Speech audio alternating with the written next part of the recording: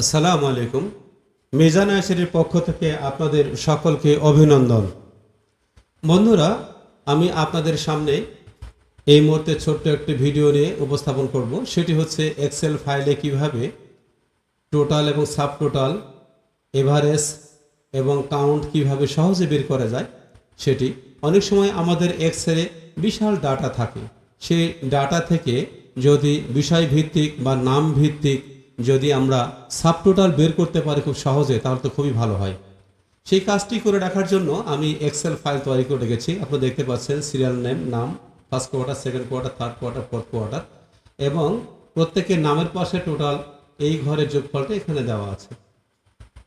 আর নিচে আমার এখানে টোটাল দেখুন, এখানে এই ঘরগুলোতে টোটাল দেওয়া আছে। আর নিচের ঘরে দেওয়া, তার নিচের ঘরে দেওয়া আছে সাব টোটাল, এভারেজ, কাউন্ট এবং এখানে টোটাল। আর তার আগে আমি আপনাদেরকে একটু বলে নিই, এই যে মাউস নিয়ে যাওয়ার সঙ্গে সঙ্গে সাব টোটাল দেখাচ্ছে, এখানে সাব টোটাল দেখাচ্ছে।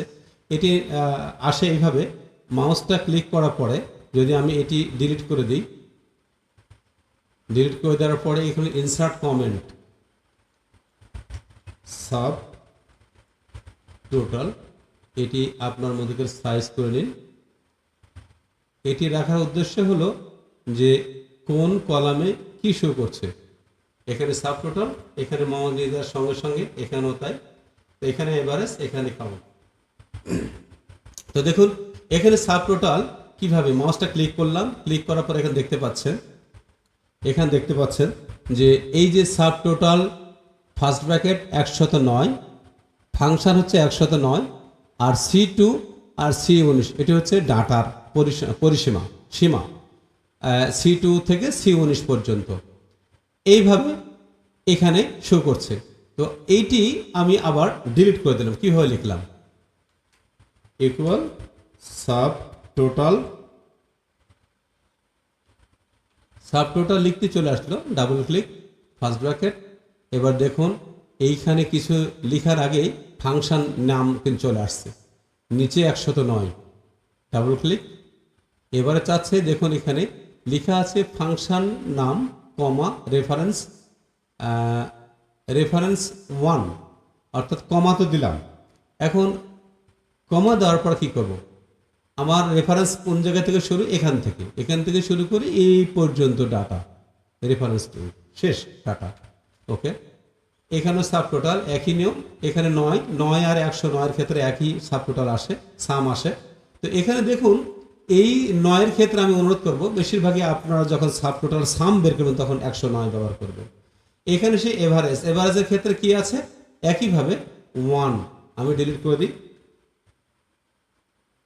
Equal sub total, double click, তারপরে এভারেজে কি আছে, আমি এভারেজে 1 পাচ্ছি, 1, কমা, তারপরে এখান থেকে শুরু করে একেবারে শেষ পর্যন্ত মানে ডাটা যে পর্যন্ত আছে 18 পর্যন্ত।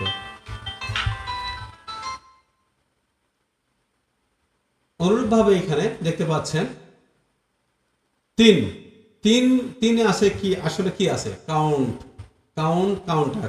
এবং কাউন্টার দিয়ে সংখ্যা বোঝায়, আপনার মোট কতগুলো ডাটা রয়েছে সেটি আর কি। একইভাবে এইভাবে আপনারা সাব টোটাল বের করবেন।